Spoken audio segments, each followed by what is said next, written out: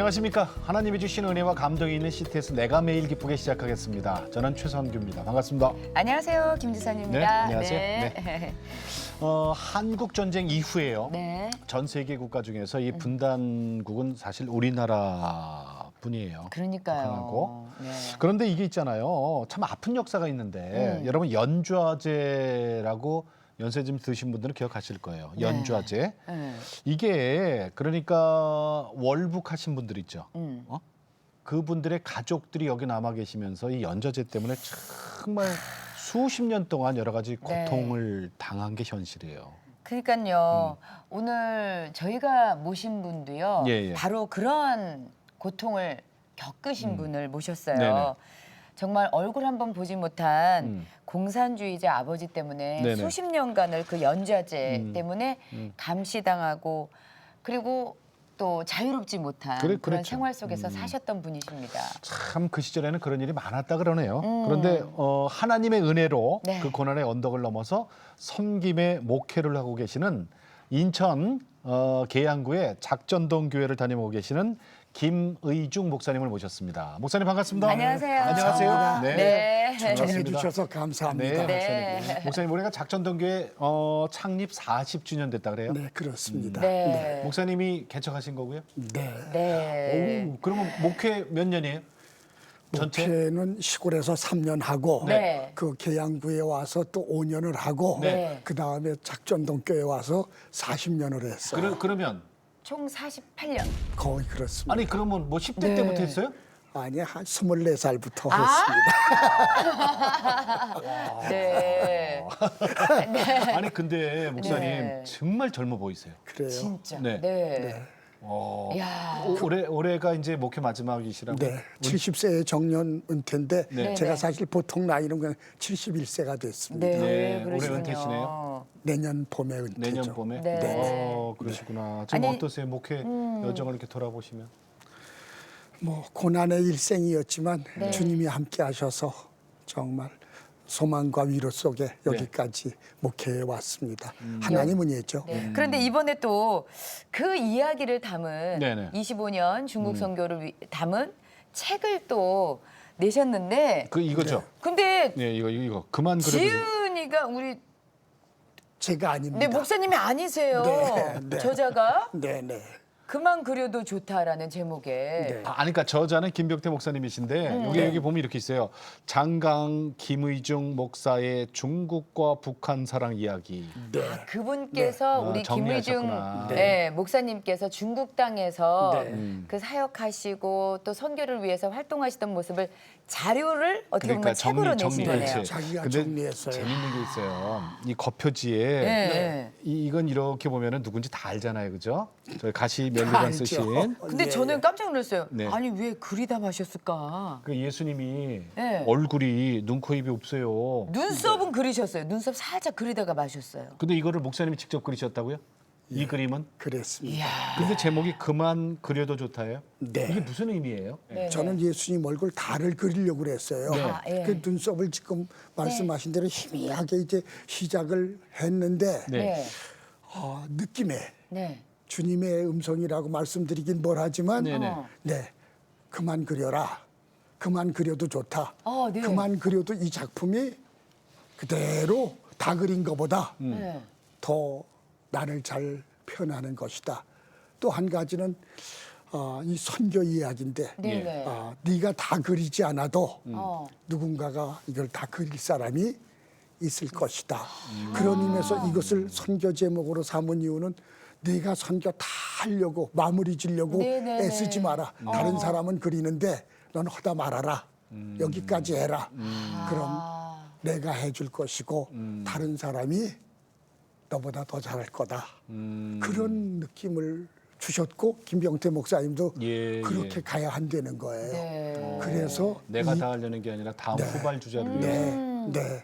이 돌아온 아들 이야기라는 조그만 게 있는데 네. 이 그림이 이게 뭐 탕자 이야기겠죠, 그죠? 네. 돌아온 탕자 이야기인데 이 안에 보니까 저는 그림도 참 잘 그리 어떤 분이 그리셨나 했더니 그림 보세요. 여러분 놀라지 마세요. 목사님이 다 그리셨대요. 그러니까 저는 만화가가 네. 그려주고 목사님이 글만 쓰셨는 줄 알았더니 목사님이 그림을 직접 이렇게 다 그리셨다 그래요? 이야. 아니 목사님 그림 공부하셨어요? 안 했어요. 안 했는데 이렇게 잘 그리세요? 그냥 예수님이 좋아서 예수님 그리다가 네. 거기까지 간 거예요. 아니 이야. 근데 뭐 이 세상적인 그런 그 그림까지도 너무 잘 표현해 주셨어요. 이거 보세요. 예, 예, 예. 야. 아니 그림을 배우질 않으셨는데 이렇게 잘 그리세요? 네. 잘 그린 건 아니고 그냥 아니 잘 그리셨어요. 잘 그리셨어요. 성심성의껏. 그림에 또 탤런트가 있으시네요. 그러니까. 예. 아니 이걸 또 만드신 이유가 또 따로 있으시죠? 이게 전도용 같아요? 네, 그쪽 뭐 돌아온 아들이 어떻게 보면 하나님 은혜로 제가 돌아온 것 같고요. 네네네. 그리고 세상 모든 사람들이 하나님을 떠나서 탕자처럼 살다 죽어가는 거 너무 불쌍해서 네. 근래에 그런 사람들이 또 너무 맞아요. 너무 네네. 많아서 정말 전도를 위해서 또 많은 사람이 하나님께 그냥 조금이라도 돌아올 수 있었으면 하는 그런 바람으로. 염원이 있어서 네. 예. 네, 저거 만들게 예. 됐습니다. 네. 아, 이제 목사님, 우리 과거 얘기 좀 해요. 네, 네. 목사님이 되시기까지 이제 그 연좌제의 고통을 당하셨잖아요. 네. 아버님 얼굴도 모르신다면서요? 얼굴뿐인가요? 근데 모르세요. 한 번도 만나본 적이 없습니다. 근데 어떻게 아버님이 공산주의자가 되셨어요? 뭐 저도 그저 그냥 짧은 글 읽고 네, 네. 어머니한테 듣고 네, 네. 동네 어른들한테 듣고 네. 그래서 들은 이야기인데 네. 저희 아버님이 지주의 아들이셨어요. 할아버지 그래요? 때부터 조금 사셨어요. 어디에 네. 고향이? 제가 고향이 지금은 인천시인데 경기도 강화 강화도. 분이에요. 네. 네, 강화도예요. 예, 예. 아, 속된 말로는 그 지역에서 그 우리 할아버지 땅을 밟지 않고 다닌 사람은 별로 없다. 이야, 네. 그런 얘기도 있더라고요. 네네네네. 부자였어요. 그랬나 봐요. 그런 네네네. 얘기도 있었어요. 네, 그런 얘기도 제가 들었는데 아버지가 고모님이 6명이고 외아들이에요. 그래가지고 공부를 많이 하기도 했고 시키셨다고 네. 그러는 것 같아요. 그래서 인천에서 학교 다니시고 서울의 경성전기학교라고 그때 있었다고 그래요. 네네. 사람들 이야기는 뭐 그러니까 서울대 전신 서울공대 전신이다 그런 얘기도 하고 그런데 서울공대 전신. 네, 그건 확실치가 않습니다. 어쨌든 그 경성전기학교를 졸업하신 건 확실한데 제가 그 앨범을 지금도 가지고 있기 때문이에요. 네. 졸업 앨범을. 그러니까 그 당시에 많이 배우신 엘리트였군요. 네. 근데 어떻게 봐요. 네. 공산주의가 되셨어요? 그 학교 졸업생들 중에 조금 하여간 좌경적인 사람들이 많이 있었고 네. 아버지가 그 학교를 졸업하시고 다른 사람은 일본으로 유학을 가는데 네. 아버지는 어떻게 중국으로 유학을 가셨대요. 네. 그래서 유학까지 가셨군요. 네, 중국 가서 유학하면서 공부도 했고 또 경성전기 학교를 나왔으니까 거기서 그런 뭐 그 발전소 만드는 일 네. 이런 일도 하시고 그랬다고 어머니께서 말씀을 하셨습니다. 그런데 네. 어떻게? 그리고 거기서도 약간 좌경 사상이 있었는지 해방되면서 예. 네. 완전 공산주의자가 되셨다는 거예요. 중국에 가서 영향을 받으셨나 보다. 그랬는지는 제가 그거는 아주 확실치가 않은데. 그래서 국내 돌아오셨어요? 네, 국내에 해방이 돼서 네. 돌아오셔가지고 공산주의자로서 완전히 그 공산주의를 선전하고 다니면서 예. 또 공산주의의 입당도 하게 하는 굉장히 사회주의자가 되셨네요. 그렇죠 네네. 사회주의자가 그때는 되셔가지고 뭐 남로당이죠, 남로당. 그렇죠. 그죠? 남로당의 최고 지도자는 아니었지만 굉장한 지도자로서 핵심 지도자? 핵심 지도자로서 역할을 하셨다는 거죠. 그럼 그때 이제 결혼을 하시고 그렇죠. 네. 결혼하셔서 제 형은 하나 있었고 네네. 그리고는 아들이 없었는데 예. 제가 태어난 동기인데 네. 네. 참 우습게 태어났어요. 절대 나같이 사람은 태어나지 말아야 하는데 어떻게 왜요? 태어나셨어요? 목사님, 왜요? 그렇게 공산주의자로서 아버지가 쫓겨다니고 네. 남한에서는 네, 쫓겨다니고 숨어 다니면서 이제 공산주의 운동을 하시면서 어느 날 집에 한번 들으셨대요. 네네네. 네, 집에 전혀 안 들으셨는데 한번 들으셔서 그날 그냥 어머니하고 주무셨나 봐요. 예. 그래가지고 그분은 다시 떠나서 네. 돌아오지 않았는데 그 이후로 못 돌아오신 거예요? 그렇죠. 그 그래서 이후로는 얼굴을 모르시는 네. 거예요. 그때 이제 목사님 생긴 거예요? 그날? 그렇죠. 그날 내가 생겨가지고 네. 내가 태어났다는 거예요. 그러니까 저는 그 후로 한 위에 번도 그 형님이 한 분 계셨다 그랬잖아요. 그렇죠. 그분하고는 나이 차이가 얼마나 나요? 형님은 한 14살 차이 정도. 14살 차이 많이 나네요. 네, 그렇죠. 그동안 안 돌아오신 거야, 아버지가. 근데 6.25 전쟁 때, 네. 6.25 전쟁 때 아버님이 우리나라에 오셨다면서요. 오신 거죠. 네. 뭐가 돼서 온 거예요, 그러니까? 아, 그분이 네. 그것도 바로 지난 이산가족 상봉 때야 알았죠. 네네. 나- 네, 네. 오신 것이 아니고 6.25 전투에 참여했다는 거예요. 그러니까 그분이. 예. 네. 인민군으로? 인민군으로 인민군 1951년에 전사를 것을 그 이산가족 상봉 때야 알게 그때 됐고요. 아신 거예요? 네, 51년에 그때 알게 되었고 전사하셨고. 나중에? 그리고 네, 그분이 장군으로 그 6.25 전투에 인민군으로 높은 참전하셔서 장군으로? 네, 참전하셔서 그러니까 그걸 그렇게 되면은 우리나라 정보기관에서는 다 알고 있었을 거고 알고 있고 그리고 말고요. 나서 그 후손이니까 이제 손가락질 받는 거예요, 그죠? 그렇죠. 빨갱이, 어머니가. 네. 빨갱이 자손이고 네, 그렇게 불렸습니다. 연좌제로 모든 공직에 못 들어가고 네, 네. 어머니는 어땠어요? 네. 어머니는 뭐 하여간 6.25가 네. 1950년에 일어났잖아요. 네네네네. 네? 네. 6.25가 일어났고 그 다음 이제 뭐 낙동강까지 네. 네. 북한군이 밀고 내려가서 나라 다 뺏기는 네네네. 것 같이 네. 됐다가 역시 1950년 9월 달인가 네네. 이제 메가도 장군이 인천 네. 상륙작전 하잖아요. 네. 그래가지고 다시 이제 서울 수복하고 네. 북진해 가기 네. 시작했어요.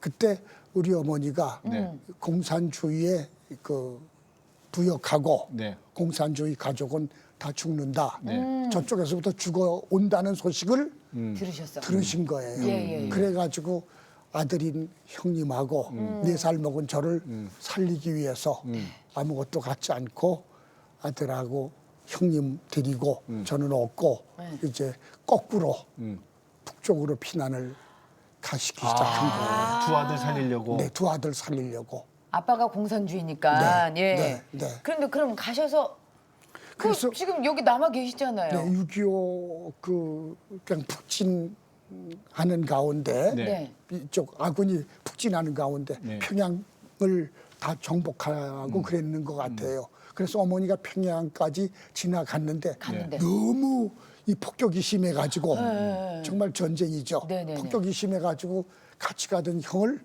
잊어버렸다는 거예요. 정신 차리고 보니까. 예. 그 그래서 아들을 살리겠다고 갔는데 아들을 잊어버려서 몇 날 전쟁터에서. 며칠을 네. 그 아들을 찾았다는 거예요. 네. 근데 찾지 못해서 어. 이 아이가 그래도 엄마가 그리우니까 다시 엄마 찾으라 고향으로 돌아갔겠지. 네. 그리고 또 그 아들을 찾으려고 거꾸로 아기를 들쳐업고 네, 나를 얻고 강화도로 왔어요. 강화도로 그 몇 날 며칠 어떻게 걸어왔는지 예. 그걸 아시질 못한데 얼마나 전쟁터는- 혼비백산에서 네. 전쟁통이니 뭐. 다시 돌아왔는지. 그런데 아드님이 큰 아드님이 계셨어요, 형님이? 그러니까 고향에 돌아오니까 없어요. 없고. 네. 근데 어머니는 그거 왜 아유 2년간 옥살이를 하셨다 그래요, 어머니가? 네, 그 밤에 잡혀가셨대요. 그날 밤에? 그날 밤에 돌아온 거 알고 아, 잡혀가시고 나는 그냥 4살인데 애기니까 엄마 누구한테 떨어져가지고 맡긴 사람도 없이 그냥 밤에 잡혀가니까 맡길 수가 없으셨다는 거죠. 그냥 잡혀가는 밤중에 혼자 남아가지고 울다가 그래서 나는 지금도 그 2년 후에 어머니가 와서 보니까 애가 얼떨떨해져가지고 예. 자기가 엄마인 걸 모르더래요. 근데 2년 동안의 삶을 간증해 줄 사람은 없는 거예요. 내가 어떻게 살았었는지. 생존을 했는지 옆에 집 아주머니나 또 아저씨가 옛날에 돌봐주기도 했다는 거죠. 옛날에 왜 목사님 그런 거 있잖아요. 우리 왜 아. 그 동량저치라고 있었잖아요. 네, 네. 동네에서 그냥 죽일 수는 없잖아요. 애를. 그렇죠. 그러니까 이 사람 저 사람이 그냥 안고 조금씩. 네. 그렇게 자랐겠죠. 뭐. 네. 그래서 나도 어떻게 자랐는지 모르고 너무 어렸을 때. 어머니도 감옥에 가 있으니까 그놈이 어떻게 아유, 사는지 모르고. 그러니까 이게 이 민족의 이게 비극이에요, 사실은. 뭐 아픔인 이거는 것 같아요. 사상이 뭔지 끝까지 깨그죠. 그러니까요. 네. 사람이 죽고 사는 거 그 생명 앞에 사상이 뭔지. 아유 목사님 참 그러면 고생하셨네. 그 뒤에 구체적으로 우리 목사님 댁에서 받았던 연좌제 때문에 받았던 그 고통들 어떤 방식으로 삶이 이렇게 전개가 되던가요? 뭐 제가 어려서 깊이는 뭐 그 당시에는 연좌제가 뭔지도 네네. 몰랐어요. 이게 그런데 꽤 오래 갔잖아요. 그러면요. 오래 갔어요. 네, 전두환 대통령 때 연좌제가 음, 폐지가 됐으니까 공식적으로. 공식적으로 제가 한 36대니까 반생을 연좌제로 연좌제 사셨죠. 밑에서 예. 고생을 한 그때 거예요. 공직 시험도 못 보고 그렇죠. 공직 시험도 못 보고 군인도 못 나가고 네, 교사도 안 네. 되고. 네, 교사도 안 되고 회사에 들어가는 거 취직하는 거 어렵고 이건 뭐 버리니까는요. 네. 연좌제라는 것이 그 아버지나 조상이 지은 죄가 그 가족이나 자녀 그다음에 친지에게까지 그대로 아, 이어지는 연대해서 벌을 네. 받는 걸 연좌제라고 그래요. 그 북한에는 아직도 있잖아요. 북한 아직 연좌제. 그 이조 시대 때 있어요. 삼족을 멸한다는 게 연좌제입니다. 북한은 아직도 네. 그 연좌제가 있는데 그 아버지가 당해야 할 벌이 저에게 와 있다는 것을 저는 어린 시절에는 네. 몰랐어요. 밤에 누가 잡으러 올까봐 매일 막 두려움에 떠셨다면서요. 이거 어머니 등에 업혀서 다시 고향으로 돌아왔는데 어머니가 그 밤에 잡혀가시니 얼마나 제가 울었겠어요. 4살짜리가. 동네 사람들이 다 저 밖에 와서 그 모습을 구경을 했다는 거예요. 네네. 그렇게 촬영하고 근데도 빨갱이이기 때문에 누가 걷어줄 사람이 없는 가까이 하면 그쪽도 연좌제가 돼. 화를 미칠 거라. 화를 받게 목사님, 되어지니까. 그랬는데 그때는 이제 예수 안 믿을 때잖아요. 그렇죠. 그러던 분이 어떻게 언제부터 예수를 믿게 됐어요? 하나님의 부르심, 네. 예수님의 긍휼히 여기심이었던 것 같아요. 저희 고향에는 오상교회라고 제가 오상리가 고향인데 오상교회가 1905년부터 네. 있었어요. 강화도에. 강화도에. 예, 예. 그래서 그 종을 칠 때마다 어린 난데 예. 나를 부르는 것 같았어요. 이상하게 내 이름을 부르면서 오라고. 그래서 제가 빨갱이기 때문에 네. 기독교 사상하고 기독교하고 빨갱이하고 그 당시에는 네. 아주 이게 같이 할 수가 없는 거였어요. 네. 기독교인들도 포용해 줄 수가 없었어요. 그래서 누구도 나를 전도하는 사람도 없었고 불쌍히 여기는 사람도 없었어. 저 새끼는 저렇게 살다 언젠간 죽어야지. 그렇게만 알고 소망이 있었죠. 없으셨겠네요. 소망이 정말 슬픔과 절망밖에는 다른 단어는 없어요. 그냥 슬픔과 절망밖에 없었어요. 그런데 부르는 것 같으니까 누가 교회 가자고 하지 않아도 성경학교 때 그냥 내가 가서 얼쩡얼쩡하고 또 성탄절에 가서 얼쩡얼쩡하고 그러면서 5, 6학년 되면서는 그냥 그 주일학교에 나가기 시작했던 것 같아요. 그렇게 불렀어요. 어머니도 그럼 신앙은 없었어요? 그 당시에는 어머니는 신앙생활 안 했죠. 네. 어머니는 그 아들을 잃고 이제 잡혀가서 감옥에 2년 있다 나와가지고 예. 네. 그분이 그런 얘기를 해요. 나는 내 형을 잃은 죄인이다. 예. 아들을 잃은 죄인이다. 그래서 하나님 아버지는 아니었지만 천지신명께 밤마다 정한수 떠놓고 네. 장독대에 정한수 떠놓고 형이 살아있기를 살아만 있기를 만나자고는 아니지만 살아만 있기를 위해서 항상 비롯되는 거죠. 예. 네. 그 후에 이제 사람이 망하면 어떻게 더 망할 수 있겠느냐 네. 그런 결심을 하시고 그 조상 숭배 또 우상 숭배 다 버리고 기독교로 제가 초등학교 6학년 때 강화에서는 마귀를 친다고 그랬어요. 네. 예수 믿는 거를. 그래서 뭐 제기에서부터 뭐 터줏가리 혹은 저런 데 만들어 놓은 그 제당. 네, 섬기던 거 다 갖다가 버렸어요. 네, 불 놓는 거예요. 그러면서 기독교로 개종을 하는 어머니가? 마귀 치는 일을 목사님, 장로님, 뭐 교인들 다 와가지고 네, 그게 네, 큰 행사였어요. 네, 네. 네, 그런 마귀 치는 일을 하시고 그때부터 기독교인이 되기 시작하셨어요. 그러면 그때 이제 목사님은 초등학교 6학년 때? 그러면은 같이 엄마하고 손잡고 이제 그렇죠. 교회 나간 그때부터 거예요? 이제 교회를 네. 교회에 다니기 나갔어요? 시작한 거죠. 내가 알기 전에 하나님은 나의 미래를 아시고 네. 또 예수님께서 정말 나를 불쌍히 여기셔서 네네. 정말 은혜로 네. 불러주셨지. 전도한 사람 없어요. 누가 그러니까요. 지금 날 전도해 줬으면 얼마나 내가 네. 잘하겠어요. 지금 이 시간에 간증을 하겠어요. 네 발로 가셨어요. 네. 근데. 그런데 네. 누구도 불러주는 사람 하나님의 없었고 교회 와도 따뜻하게 맞이해 주는 사람 네. 없었고 그랬는데 그런 하나님이 불러주셔서 예. 이렇게 탕자처럼 그런데 돌아와서 어머니께서 간곡하게 부탁을 하셔서 목회자의 길을 걸으셨다는 얘기가 네, 그 있어요. 후로 그렇게 됐네요. 어머니의 부탁이. 네. 어머니의 부탁이. 어머니의 그러니까 부탁이죠. 어머니가 그렇게 고생 많이 하시고 우상 숭배도 많이 하신 분이 이제 예수를 만나면 뜨겁게 만나는 거거든요. 그랬네요. 지금 제가 드리고 싶은 말씀은 그거인 것 네. 같아요. 네. 그렇게 정한수 떠놓고 빚이던 그분이 네. 그 교회 나가시는 날부터 새벽 기도를 시작하신 거예요. 아. 네. 예. 그리고 그 새벽 기도에 당연하게 형님 생존을 위해서 기도하시고. 그리고 저의 생명 어머니는 다른 말 하시지 않았어요. 네. 아들아, 예. 우리는 빨갱이지만 연좌제 밑에 있지만 생명이 귀중하다. 살아야 한다. 생명보다 귀한 거는 없다. 출세할 것도 없고 아. 그거 괴로워할 것도 없다. 그건 예수님 말씀이잖아요. 그러네 한 생명이 천하보다 네 귀하다. 예. 귀하다. 눈물 나 지금 목사님 그래서 어머니가 눈물이 나는데 그냥 살아야 한다. 살아야 한다. 사는 거이 생의 목적이다.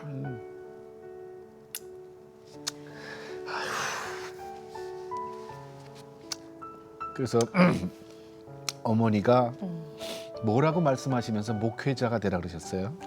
이제 목회자가 되기 전에는 정말 슬픔뿐이고 네. 네. 꿈이었고 그 젊은 날 정말 일을 해도 소망이었고 공부를 해도 소망이었고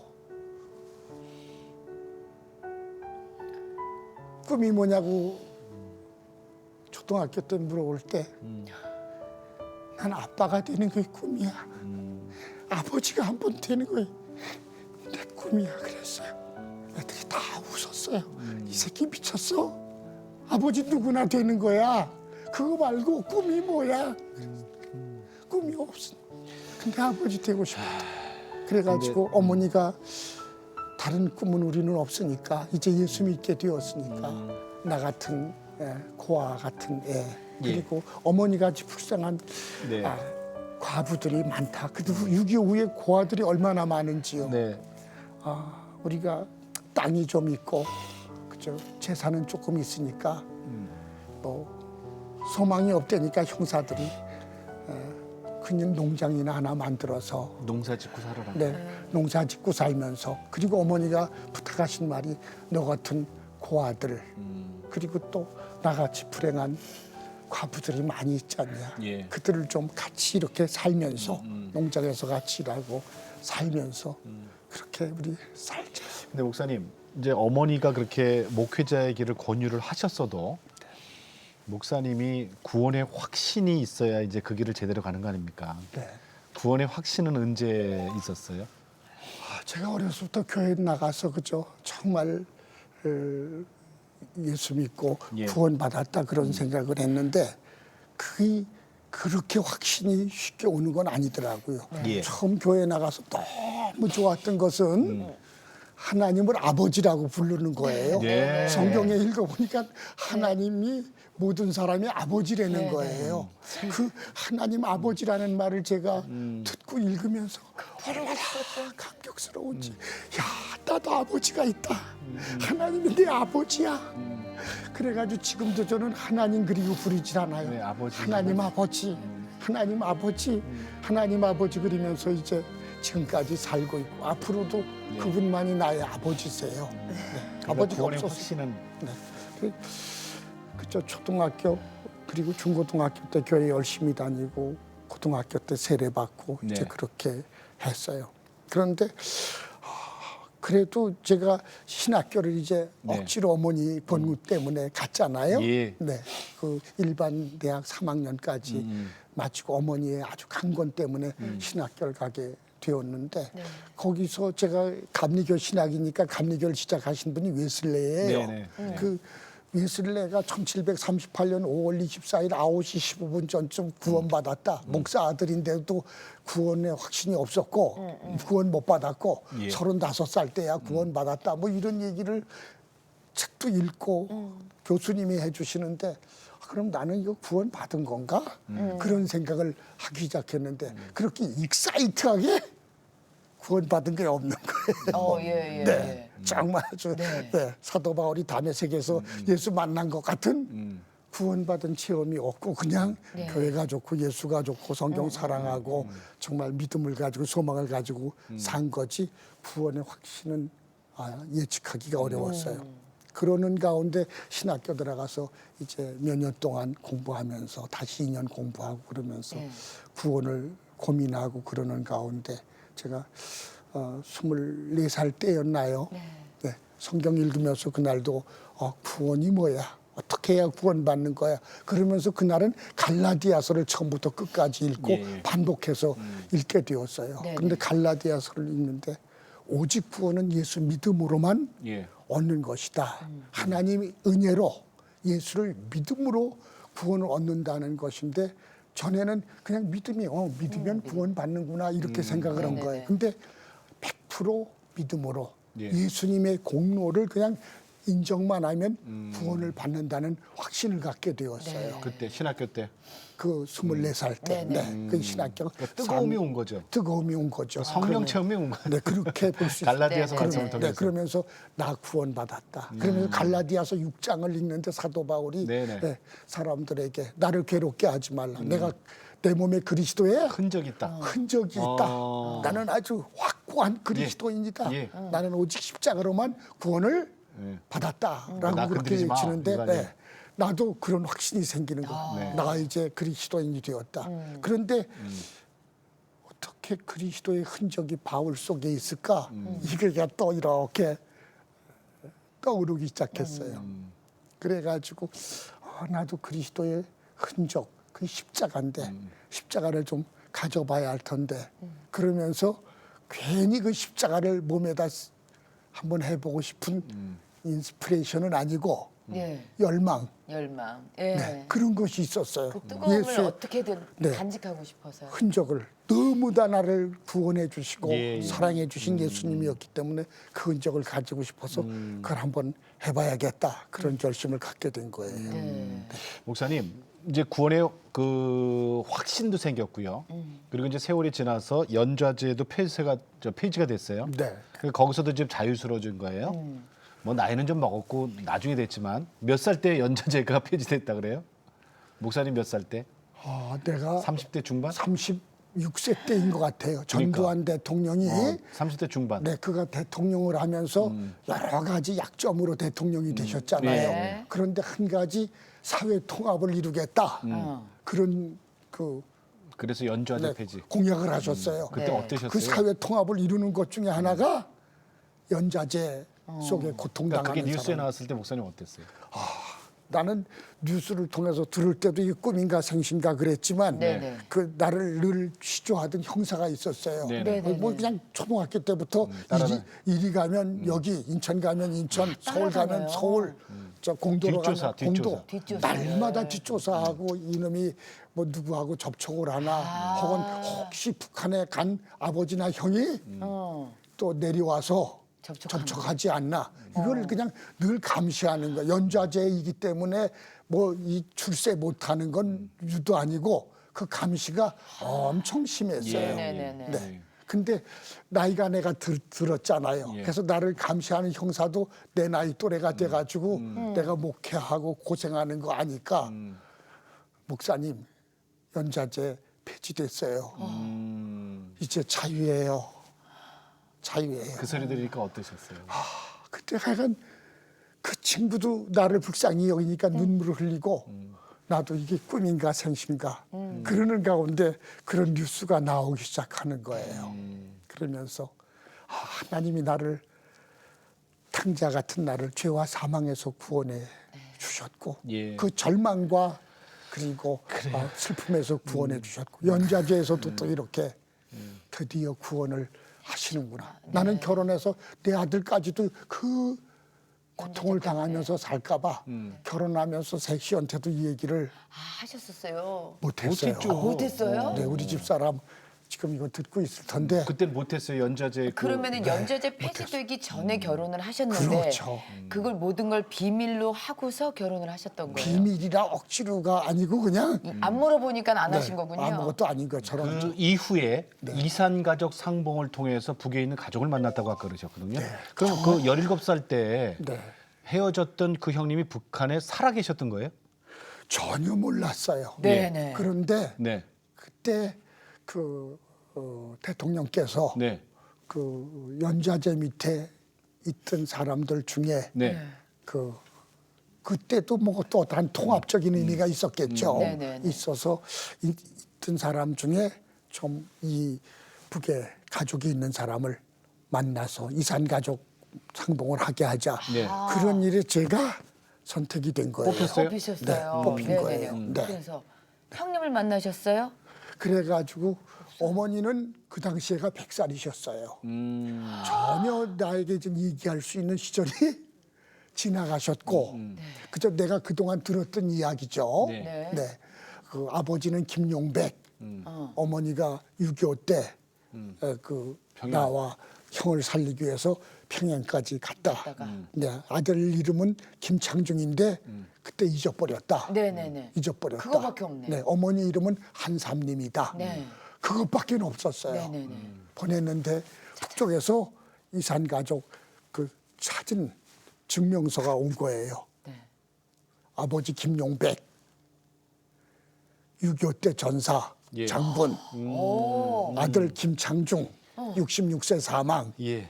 그리고 생존은 그 김창중의 아내 리명이 예. 우리 아줌마죠. 네네. 형수가 형수. 살아있다. 그리고 조카가 4명이 살아있다는 그 회신이 왔어요. 표신이 온 그래서 거예요. 만나셨어요? 네. 그렇게 해서 만나기를 결심하니까 이산 가족 상봉하게 하겠다. 그래가지고 12차 이산 가족 상봉 때 금강산에 가서 2박 3일 예. 리명이 아주머니 그다음에 조카 조카들. 네. 그러니까 형님은 북한에서 이제 살아 계셨다가 결혼까지 하시고 자녀는 두고 이제 그때 돌아가신 거예요. 그렇게 된 네, 거죠. 네. 66세에 돌아가셨으면 그것이 일찍도 아니라는 그러니까 거예요. 그 당시에 만나기 아주 얼마 전에야 아이고. 돌아가신 거예요. 네. 지금 어머니께서는 그때 100세셨는데 이제 네. 뭐 그 형님 가족을 만나고 이러는 거에 대한 어떻게 인지 같은 거는 괜찮으셨어요? 하셨었어요. 얼마나 행복하셨을까요? 네. 그 기도의 그래서 제목이셨는데 하나님이 그분을 100세까지 그러니까 살게 하셨나 봐요. 살게 하신 것 그 소식 같아요. 듣게 그 아들을 위해 아들을 잊어버리고 네. 죄인의 마음을 가지고 사셨고 죄를 씻고 가시라고. 네. 네. 100세 넘어서까지 이제 사셨잖아요. 몇 살까지 사셨어요? 104세까지 사셨어요. 어우, 장사하셨다. 인천에서 제일 오래 사셨어요. 104세까지 사신 어머니는 어떤 분이셨어요? 뭐 그저 그분도 소망이 없는 분이잖아요. 네. 그런데 단 한 가지 그저 소망은 아들을 목회자 만들었으니까 예. 네, 아들 목회를 돕기 위해서 한 평생 그분이 하신 일은 기도하는 일. 평생. 그저 제가 목회하는 가난한 교인들 네. 뒷바라지하는 일이셨는데 특별히 기도의 어머니셨다. 네. 그 형님 잊어버리고 그렇게 하시던 어머니 그리고 교회 나가서 그 생명을 위해서 예. 기도하시던 그분이 나를 위해서 목회를 위해서 교회를 위해서 그때부터 기도하기 시작했는데 보통 기도의 어머니가 아니셨어요. 네. 쓰신 그 시가 있네요. 편지, 네. 시. 뭐 신지 뭔지는 모르지만 약간 어머니를 생각하시면서 근데 한번 네네. 지금 갖고 계세요? 낭송을 좀 해주세요. 제가요. 네. 네네. 이거 또 눈물 나는데 아유, 제목이 눈 감으면입니다. 네. 네, 눈 감으면. 눈 감으면 향수가 미풍되어 마음 흔들 때 살며시 눈 감으면 흰도 딴배 넘실대는 그리운 고향 언덕 보입니다. 외로움이 파도되어 마음 흔들 때 고요히 눈 감으면 나를 위해 기도하시는 사랑의 어머니 모습 떠오릅니다. 나야 감이 어둠되어 마음 흔들 때 조용히 눈 감으면 나를 위해 십자가 지신 인자하신 예수님 모습 살아옵니다. 어머님이 이제 104세까지 사시면서 기도하시는 어머니였고, 근데 목사님 큰 아들을 먼저 또 하늘나라로 보내는 일이 생겼어요. 무슨 일이었어요? 그렇잖아도 고난의 언덕을 많이 넘어서 살아왔는데 네. 그 고난의 언덕은 저에게는 또 넘기 어려운 고난의 언덕이었어요. 아니 왜 아드님 몇 살 때 왜요? 중학교 3학년 때였어요. 걔가 토요일 밤에 이제 친구 집에 가서 자겠다고 밤에 전화가 왔는데 저는 고등학교 3학년 때 평생에 하나님께 서원은 아니지만 정말 구원해 주시고 불러주신 거 감사해서 내 평생 주의를 범하지 않겠습니다라는 서원은 아니지만 다짐을 하고 그 후로 주의를 범해 본 적이 없었어요. 그래서 아들한테 얘야 친구네 집에 가서 자는 거는 좋은데 내가 혹시 거기서 늦잠 자고 그러면 내일이 주일인데 예배 못 드리면 어떻게 해? 내가 그때 조금 큰 소리로 했던 것 같아요. 아들아 돌아와. 내일 주일이야. 주일. 근데 그놈이 그날 내 말을 듣질 말았어야 하는 건데 아빠 알았어요. 그리고 밤 11시쯤이 됐는데 예. 집에 돌아오다가 교통사고로 죽었어. 아이고. 우리 어머니가 아들을 잃어버린 것이 죄인 것처럼 내가 그 아들을 죽인 거예요. 주일 지키라고. 지금도 저는 오늘에야 이런 말을 하지만 아들을 내가 죽인 아버지다. 그런 마음을 아직도 아유 목사님 사는 그러셨겠어요. 저는 주의를 지키라고만 아우. 돌아오지 말았어야 하는 건데 그날 근데 저는 뛰어오다가 그렇게 생각 안 해요, 목사님. 목사님 그 사건은 불행한 사건이지만 네. 목사님 그거를 또 그 보험금 5천만 원을 받으신 거를 그 당시에 전부 헌금으로 드리셨어요? 헌금이 아니고 예. 중국에 그 네. 학교 못 가는 어린 아이들의 네. 학교를 지어주는 내 것으로 내놓아서 그게 헌금이죠. 학교를 짓게 됐는데 중국에다. 네. 그러면서 우리 집 사람이 그 돈은 절대 만지지 못한다. 아들 생명이니. 내 아들의 생명이다. 네. 피다. 이거는 가장 귀한 것에 써야 한다고. 예. 그걸 아예 그냥 무슨 근거 지키는 거 그냥 네. 지키던 돈이었어요. 네. 우리 집 사람이 아픔도 제가 너무 많이 이해가 되죠. 만약 아드님께서는 주일 성수를 위해서 오다가 돌아가셨으니까 그 죽음이 얼마나 값져요. 그래서 저는 네. 우리 교인들은 그런 이해를 할지 모르지만 그 후로 정말 장례가 토요일 날이잖아요. 예. 그 다음 주일에 제 아내하고 같이 우리 교회 가야 해. 아들 대신 가야 해. 그래서 그 주일을 지키면서 평생 남다르게 그동안도 고등학교 때부터 주일을 지키면서 살아왔지만 저는 남다른 심정으로 주일을 지키고 예. 우리 교인들이나 이 말씀 듣는 성도님들 주일을 우습게 여기지 네. 말아줬으면 좋겠어요. 주일 성수하는 거를 그냥 우리는 뭐 요즘 너무 쉽게 생각하잖아요. 뭐 일부 예배 하나 드리고 주일 다 지켰다고 하는 분들도 계신데. 그 중국에다 그래서 저 교육 못 받는 아이들을 위해서 학교를 세웠는데 네. 그 아드님의 그 보상금으로 학교를 세웠어요. 네. 그래서 학교 이름이 중선소학교예요. 네. 중선소학교. 이게 무슨 중국 정부가 네. 이름을 그렇게 지어줬어요. 이게 무슨 뜻이 있어요? 중선소학교가?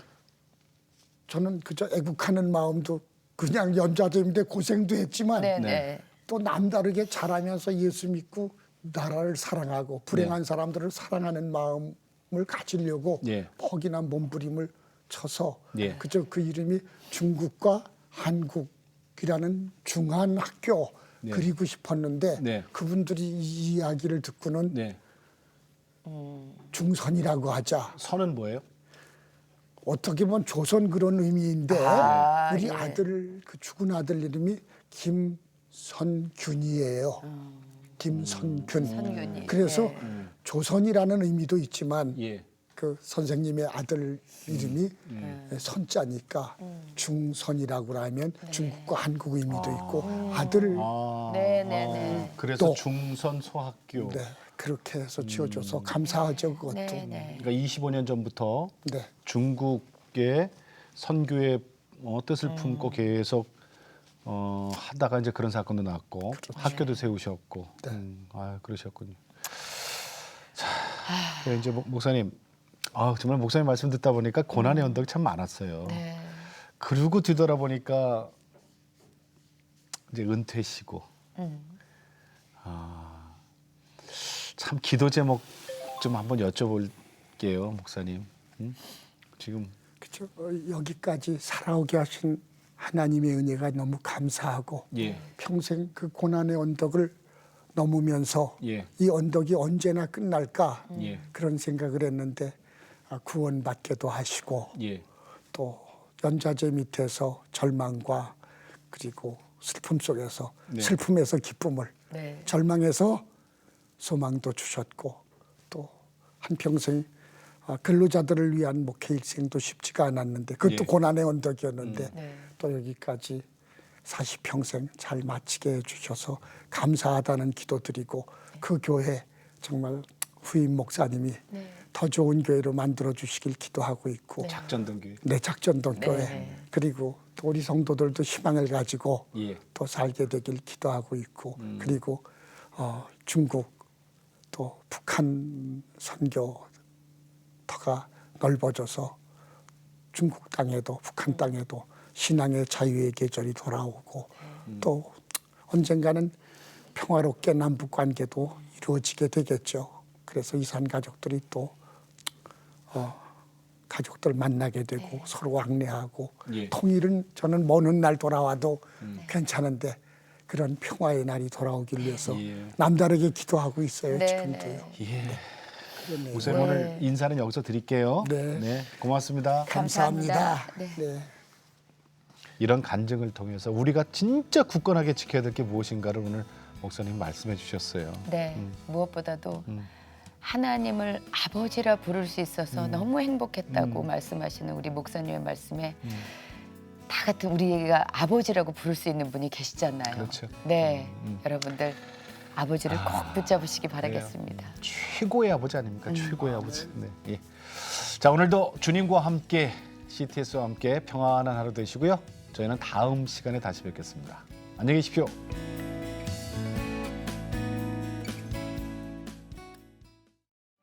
이 프로그램은 CTS 방송가족의 사랑과 후원으로 제작되었습니다.